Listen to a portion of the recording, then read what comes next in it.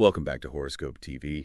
I have been staring at the charts for the week of February 23rd to March 1st, 2026, and I have to admit I've been sitting here trying to figure out if we're looking at a breakthrough or a breakdown.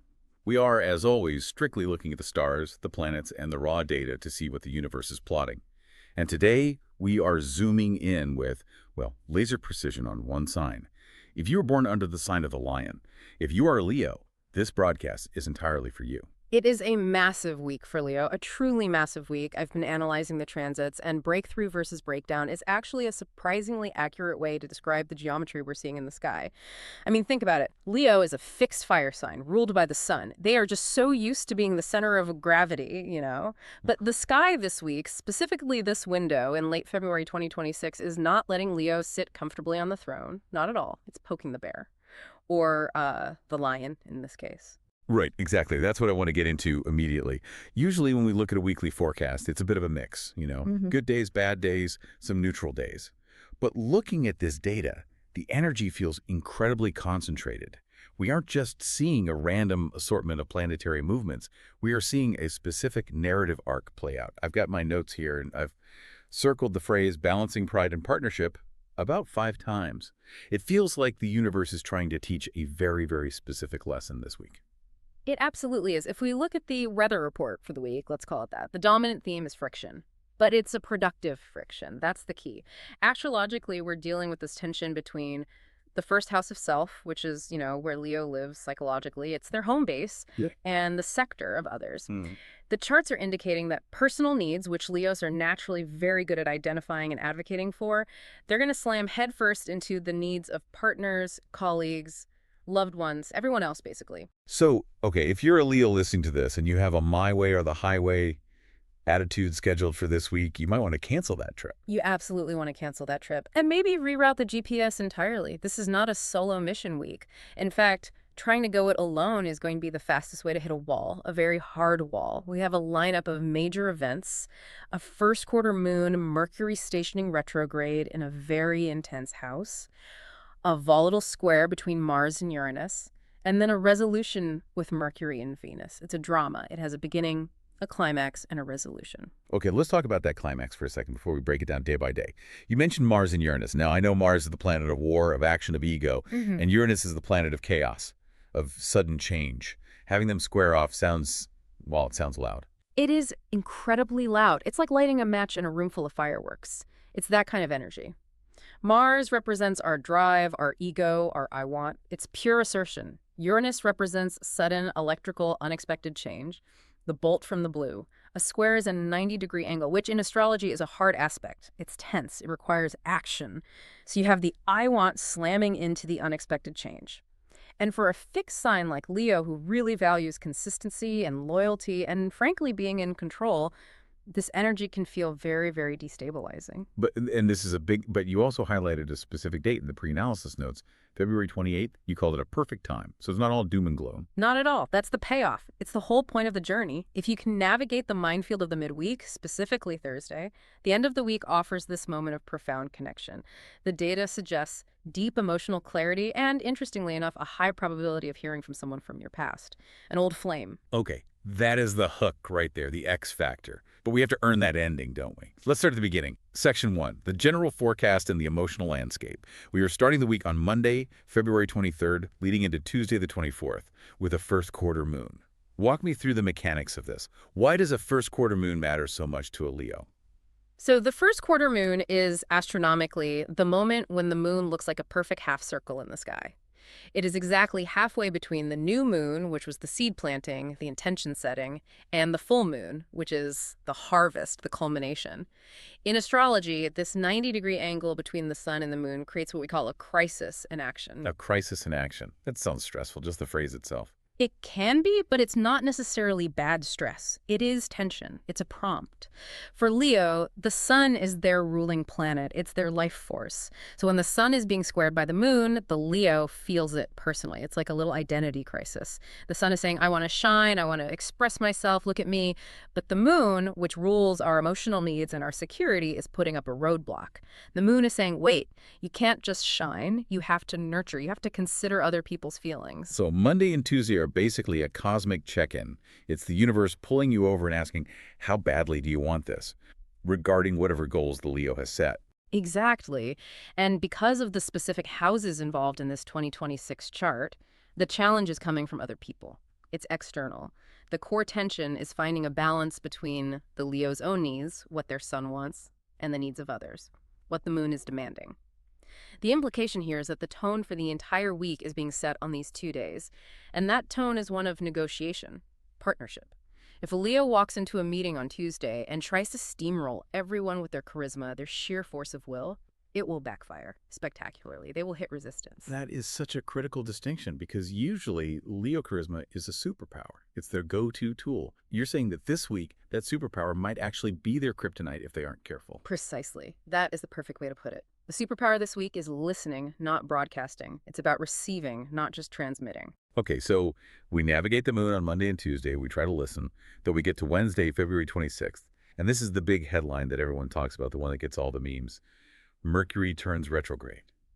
Now, we all know the cliches. Mercury retrograde broke my printer. Mercury retrograde made me miss my flight. But we are going deeper here. What is actually happening in the sky, and why is this specific retrograde so potent for Leo? Right. So when we say Mercury is retrograde, it's an optical illusion from our vantage point on Earth. The planet isn't actually moving backward in its orbit, but from our perspective, it appears to slow down, stop, and trace a loop backward in the sky. And Mercury rules communication, commerce, data, travel, logic. When it reverses, those areas tend to go haywire. We get misunderstandings, tech glitches, travel delays. But, and this is the crucial part for our listeners, it matters where this is happening in your chart. And the data says it's happening in the house of transformation. That sounds a lot heavier than just a broken printer. It's leagues heavier. This retrograde is occurring in the 8th house of the zodiac. In the ancient texts, this was often called the idle place, or more dramatically, the entrance to the underworld. It governs shared resources, other people's money like taxes, loans, inheritances, spousal income. It also rules intimacy, sex, and psychological rebirth.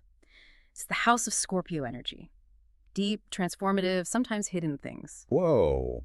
Okay, so Mercury, the messenger, the god of communication, is walking backward into the underworld. That is a perfect metaphor. That's exactly it. Mercury is going down into the basement of the Leo psyche with a flashlight. He is looking for things that were swept under the rug, things that were buried. This means that on Wednesday, the shift isn't just about logistical errors on the surface, it's about deep psychological resurfacing. So we're talking about old ghosts, old fears, unfinished business. We are talking about the things you thought you had buried for good. This could be literal, like an old financial debt you forgot about suddenly showing up in your inbox as a final notice. Or it could be emotional, like a feeling of betrayal you thought you had processed years ago suddenly hitting you fresh while you're making your morning coffee. That explains the feeling of moving backward. It's not just that things aren't progressing forward, it's that the past is actively intruding on the present. Correct. And for a Leo, who likes to live in the light, they are the sun, after all. They want everything out in the open and bright. Having to go into the dark, damp basement of the 8th house is profoundly uncomfortable. The recurring themes we see in the data for this transit are unresolved emotional issues and, crucially, power dynamics. Power dynamics is interesting because the 8th house is also about control, right? Shared control, specifically. Who has the power in the relationship? Who holds the purse strings? Who has the emotional upper hand? Exactly. And during a retrograde here, that balance of power is up for review. It's being audited. You might suddenly realize, wait a minute, why am I the one always paying for dinner? Or why am I the one who always has to compromise emotionally in this friendship? These questions are going to bubble up to the surface on Wednesday, and they're going to demand an answer. So if you're Leo and you wake up Wednesday feeling heavy or like you're dwelling on the past, that's actually right on schedule. It's part of the program. It is completely normal. It means the astrology is working.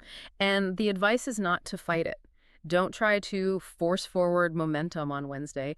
Don't try to just think positive and ignore it. Let the tide pull you back a little bit. Review the data. Look at the bank statement. Acknowledge the old wound. Feel the feeling. Feel the feeling. Easy to say, harder to do when you have a job to do and life is happening. But speaking of jobs and activity, we move from the internal heaviness of Wednesday to the external volatility of Thursday, February 27th. You called this the danger zone. This is the most kinetic, most unpredictable day of the week, by far. We have that Mars square Uranus aspect we teased earlier. To understand the physics of this, imagine Mars is a gas pedal pushed to the floor, and Uranus is a lightning bolt hitting the car. It's sudden, erratic, and uncontrollable acceleration.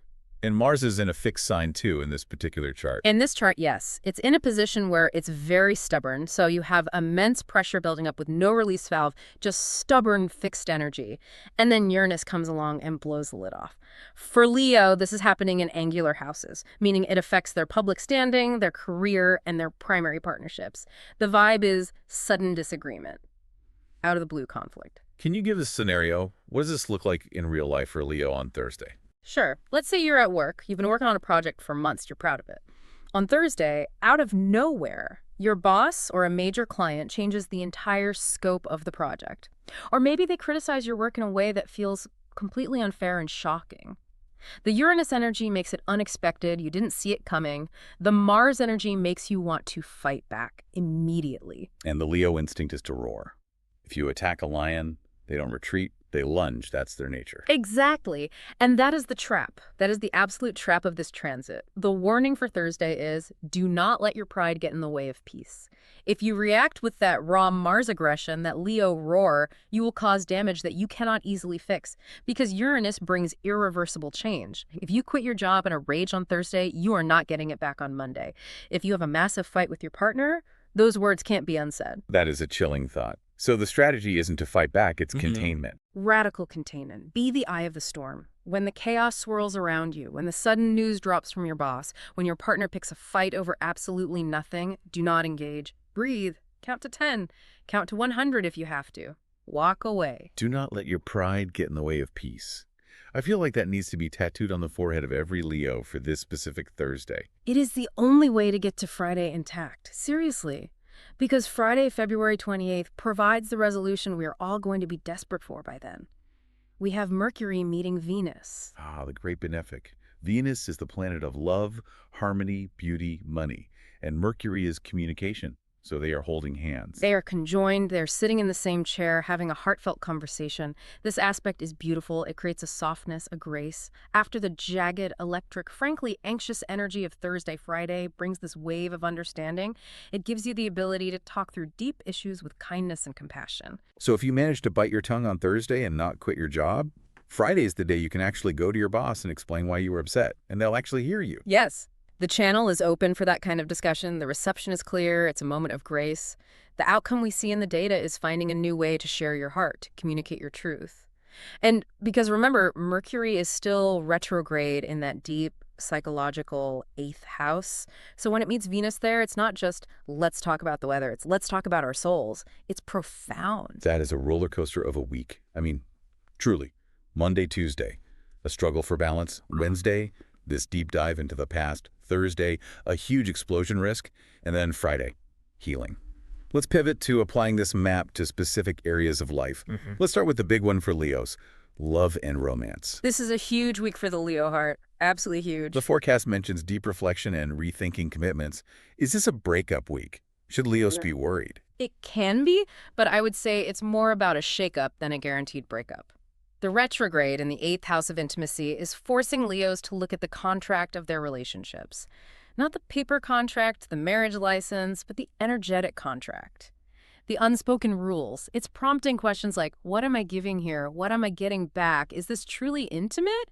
Or are we just roommates going through the motions? And then there's the blast from the past. Yeah. You mentioned this in the intro, and I know everyone's ears perked up. With Mercury retrograde in the house of sex and intimacy, are we talking about the one that got away, making a comeback? We very well could be. The data shows a high probability of past lovers resurfacing this week. But here's the nuance. Because it is the 8th house, this isn't usually a casual fling popping back up. This is likely someone with whom you had a deep, perhaps even karmic soul-level bond, someone who changed you in some fundamental way. Okay, so your phone buzzes on Wednesday night, and it's that name on the screen. Yeah. What do you do? What's the advice? You proceed with extreme caution. The retrograde brings them back for a reason, but it doesn't guarantee they've changed or that it's for a reunion. Often, they come back to show you why it didn't work the first time, to give you a final exam on that lesson. Or, and this is also very common, they come back because there is unfinished business, a conversation that never happened, an apology that was never given. Right. Closure. It might not be about getting back together. It might just be about finally closing that door properly. An exit interview. That is a brilliant way to put it, an exit interview. But for the single Leos, if it's not an ex, the data speaks of a deep pull towards someone new, a magnetic, almost fated attraction. But again, be so careful of that Thursday Mars-Uranus square. Right, the sudden mood. How does that play out in a romantic context? What does that look like on a date? It's the fight that comes out of absolutely nowhere. You're in dinner, everything is fine, you're having a great time, and suddenly a comment about the waiter or a text message that pops up on a phone triggers a massive blowout. The Mars-Uranus square makes people restless and irritable. It gives them a short fuse. In relationships, this often manifests as a sudden, desperate need for space. If a Leo feels suffocated or controlled on Thursday, even slightly, they might lash out just to get some breathing room. So the advice from the data, trust your heart and let your true self shine through the noise, seems to mean don't let the momentary irritation destroy the foundational love. Exactly that. Don't confuse a bad mood with a bad relationship. The noise is the astrological weather. The heart is the truth. If you can weather that storm, if you can just hold on through Thursday, Friday's Mercury-Venus meeting is the sweet spot. The perfect time for romantic conversation. It really is. Vulnerability will feel easier on Friday than it has in months for Leo. The 8th house demands truth. It wants authenticity. If you have a secret or fear about the relationship or a deep desire you've been too shy to admit, Friday is the day to put it on the table. The reception will almost certainly be warm and understanding. It's about finding a soulful connection. I love that. Soulful connection. Okay, moving on to career and professional ambitions. Touch on the idea that this is not a solo week, but Leo is a natural leader. They want to be the boss. They want to be in the spotlight. How does a king or queen act when the stars are saying collaborate? They have to learn the art of delegation and trust. It's a huge lesson for them. The theme for career this week is unequivocally shared resources and joint ventures. This is the 8th house again. It's other people's money, other people's talents, other people's resources. So if a Leo is trying to launch a startup this week and do everything themselves, the coding, the marketing, the sales, they're just going to crash and burn. They will burn out by Wednesday afternoon, guaranteed. The retrograde suggests that work will feel like it is moving backward. Progress will be stalled. You'll fix one bug in the code, and 2 more will appear. You'll answer 1 angry client email, and 5 more will come in. That sounds absolutely exhausting. It is if you are trying to push a boulder uphill. But if you accept the retrograde energy, you change your strategy. You work with it, not against it. You use this week to fix old mistakes. Don't try to launch the new product. Instead, audit the code of the old product, clean up the company database, reorganize the filing system, go back and fix things. So it's a maintenance week, like fixing a leaky roof while the sun isn't shining so you're ready for the next storm. Exactly. And watch out for that Thursday leadership test. We mentioned the boss changing the scope on you. The Mars-Uranus square can also manifest as a rebellion from the team. If the Leo is the boss, their employees might suddenly revolt on Thursday. Really? A mutiny? A mini mutiny, at least. Maybe they all push back on a deadline at once, or they question the Leo's authority in a team meeting. The Leo's instinct, their pride, will be to assert dominance. I am the boss, you will do as I say. That is the absolute wrong move. Because Mars-Uranus hates authority. It wants to break free. It detests authority. It's the rebel energy. If you try to clamp down on Thursday, the explosion will be 10 times worse. The advice is to stay calm and avoid jumping to conclusions. Listen to the grievance. Even if it's delivered poorly and disrespectfully, there might be a kernel of truth in what they're saying. And if you actually listen, if you swallow your pride and hear them out, then you get the creative breakthrough on Friday. Just as things seem completely stalled, a solution arrives. And often that solution comes from the collaboration. A partner says something offhand, or a team member has a wild idea, and suddenly the deadlock is broken. And the Leo gets the recognition in the end. They get the recognition for being a wise leader who steered the ship through the storm, rather than a tyrant who just stood on the deck and yelled at the waves. I like that image. A wise leader. Okay, let's talk about the resources themselves. Financial forecast. You mentioned the 8th house is other people's money. What does that mean for the Leo's wallet this week? It means this is not the week to gamble with your own cash, and it's definitely not the week to play fast and loose with any kind of shared funds. This includes your spouse's income, venture capital for your business, student loans, mortgages, and especially tax returns. We are right in the middle of tax season in many places during late February. Correct. And with Mercury retrograde in the 8th house of taxes and debt, the risk of an audit or a simple but costly mistake on a tax form is significantly higher. The host needs to be very clear on this for the listeners. Be very careful with signing any financial papers this week. So if you're scheduled to close on refinancing your mortgage on Wednesday, maybe don't. I would strongly advise delaying it until retrograde clears in a few weeks. If you absolutely must sign, you need to read the fine print 3 times, then have your partner read it. Then, if you can, hire a lawyer to read it for you. There is a glitch energy here. Small mix-ups, a decimal point in the wrong place, a missed signature. And those little decimal points can be incredibly expensive. Extremely.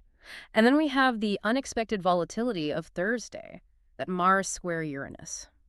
In the financial sectors of the chart, this often brings a surprise expense, a shock. Like the car breaking down on the highway, the classic example. That's a perfect one. Or a sudden medical bill for you, or a pet, or a partner coming to you and saying, hey, I just lost my job. It's a shock to the system and to the joint bank account. The advice is to keep spending strictly under control. This is not the week to buy that luxury handbag or the new TV you've been eyeing. You need a buffer. Liquidity is king this week. Got it. But Friday offers a silver lining, financially speaking. Yes. The Mercury-Venus conjunction often brings money back to you. A refund you applied for months ago and forgot about finally arrives. A friend pays back a loan you had written off. You find $20 in an old coat pocket. It might not be a lottery win, but it brings a restoration of the feeling of security, which is just as valuable. So hold tight through Thursday's financial storm, and Friday might balance the books. Now let's talk about the vessel that holds us through all this, health and wellness. How does this intense psychological and electrical energy affect the Leo body? The headline here is the mind-body connection. It's going to be impossible to separate them this week. Leo, as a sign, rules the heart, the upper back, and the spine. Uranus rules the nervous system. When you have this much stress in the chart, Leos tend to hold it in their upper back or feel it as tightness in their chest. I think every Leo listening just sat up a little straighter and realized their shoulders are up by their ears. Exactly. Drop your shoulders right now. Take a deep breath. On Wednesday, the mental fatigue from the retrograde will be real. You might feel heavy in your thoughts. It's classic brain fog. You'll lose your keys, forget appointments. And the remedy isn't to just push through with more caffeine. No, absolutely not. With Uranus so active later in the week, caffeine will just make you feel more jittery and anxious. It'll pour gasoline on the fire. The remedy is a digital detox.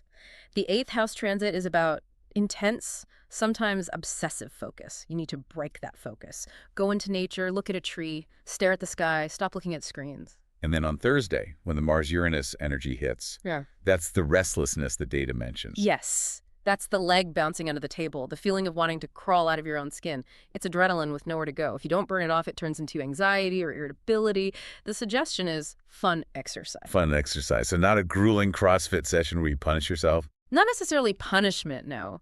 Think movement that brings joy and release. Dancing is perfect for Leo. It's expressive. It engages the heart and the spine. It's joyful. Or a brisk walk with a funny friend, a bike ride, anything that helps you release that extra energy through the mechanism of play, not work. Joy is medicine. I feel like that is the most Leo prescription ever. It works. I mean, science tells us that laughter releases endorphins, which counteract the stress hormone cortisol. Astrologically, the sun, Leo's ruler, wants to shine. Laughter is internal sunshine. If you can find a way to laugh on Thursday and Friday, you are literally healing your body and your mind from the stress of the week. I love that. Okay, let's get into the cheat sheet. These are the quick takeaways for the listener to keep in their back pocket all week. Let's start with color magic. What's the power color for Leo this week? The color is gold. The hex code, if you want to get specific, is #FFD700. Why gold? I mean, aside from it being the classic Leo color. Because gold is the metal of the sun. In alchemy, gold represents perfection and incorruptibility. In a week where you feel like you are being corroded by stress or retrograde confusion, wearing gold, or even just visualizing it, is a talisman. It reminds you of your essential nature. You are gold, you don't rust. You are gold, you don't rust. That is a great affirmation for the week. I'm writing that down. What about lucky numbers? The sequence is 1, 10, 19, 28, 37, 46. I'm seeing the pattern again here. These all reduce down to the number 1 in numerology. They do. In numerology, 1 is the monad, the origin, the self, the leader. Even though the entire week is about partnership and compromise, the numbers are a secret reminder. Do not lose yourself in the process. You can compromise on the strategy, but don't compromise on your core identity. That is a very powerful distinction. I like that. And the best dates for success. February 24th, that first quarter moon on Tuesday, is actually very good for negotiation if you go in with that balancing mindset we talked about. But February 28th is the crown jewel of the week, that Friday. It's good for love, creativity, money, healing conversations. If you have a choice, schedule everything important for Friday the 28th. Friday is the golden day. Got it. Finally, let's look at the cast of characters in the Leo's life this week.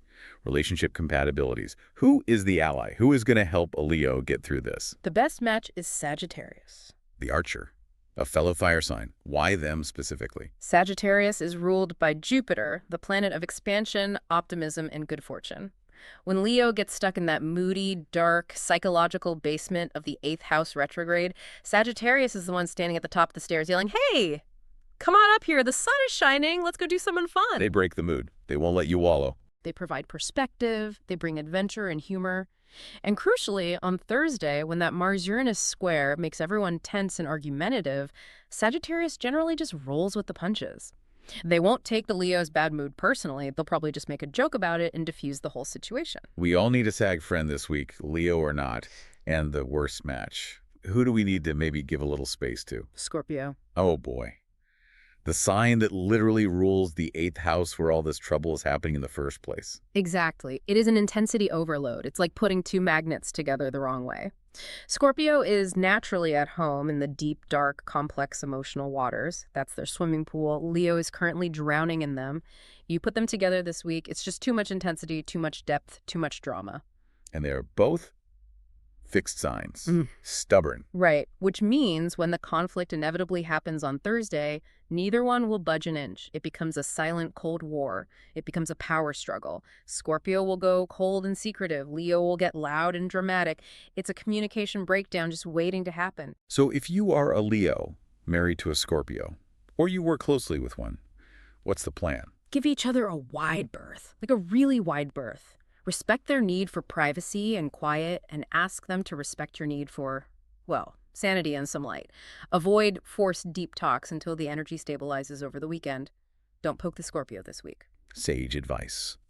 So, to wrap this all up, we are looking at a week that asks a tremendous amount of our Leos. It asks them to balance their own needs with others, to dig into their past without getting stuck there, to hold their temper when the world gets chaotic, and finally, to find the courage to open their hearts on Friday. It is a hero's journey in a week. It really is. It's a week of initiation.